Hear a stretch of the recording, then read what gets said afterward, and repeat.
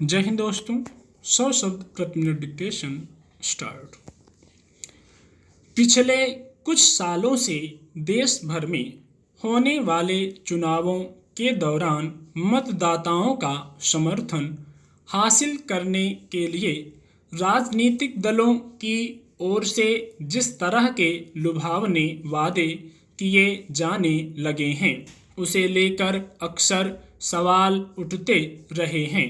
मुख्य शिकायत यह सामने आई है कि चुनाव के दौरान पार्टियां जिस तरह जनता के सामने कुछ चीजें मुफ्त उपलब्ध कराने का वादा करती हैं, उसका असर निष्पक्ष मतदान की प्रक्रिया पर पड़ता है और इस तरह आखिरी तौर पर एक स्वस्थ लोकतंत्र बाधित होता है।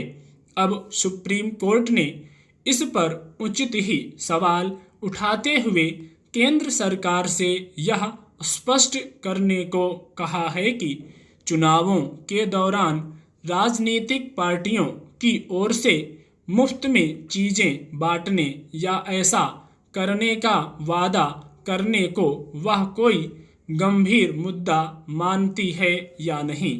अदालत ने केंद्र को वित्त आयोग से यह भी पता लगाने को कहा है कि पहले से कर्ज में डूबे राज्य में मुफ्त की योजनाओं पर अमल रोका जा सकता है या नहीं। दरअसल चुनावों में सत्ता हासिल करने के लिए अलग अलग राजनीतिक पार्टियों की ओर से किए जाने वाले वादे की शक्ल अब बीते कुछ समय से कोई चीज या सुविधा मुफ्त मुहैया कराने के रूप में सामने आने लगी है।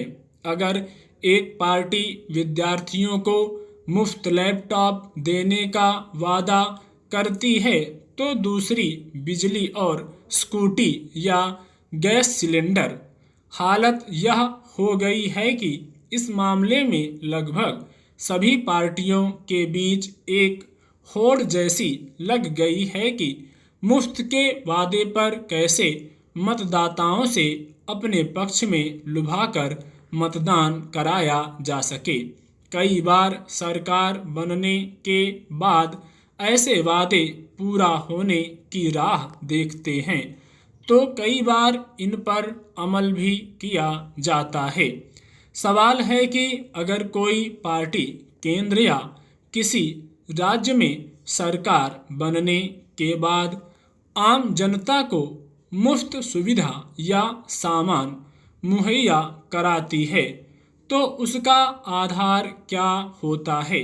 लगभग हर छोटी मोटी सुविधाओं या आर्थिक व्यवहार को कर के दायरे में लाने और उसे सख्ती से वसूलने वाली सरकारें इतने बड़े पैमाने पर कोई चीज कैसे मुफ्त देने लगती हैं।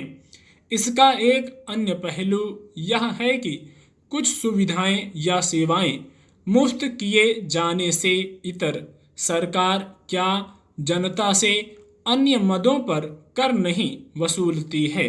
फिर विशेष या आपात स्थिति में अगर जीवन निर्वाह के लिए लोगों को कोई सामान निःशुल्क दिया जाता है तो क्या वह सरकार की जिम्मेदारी नहीं होती है।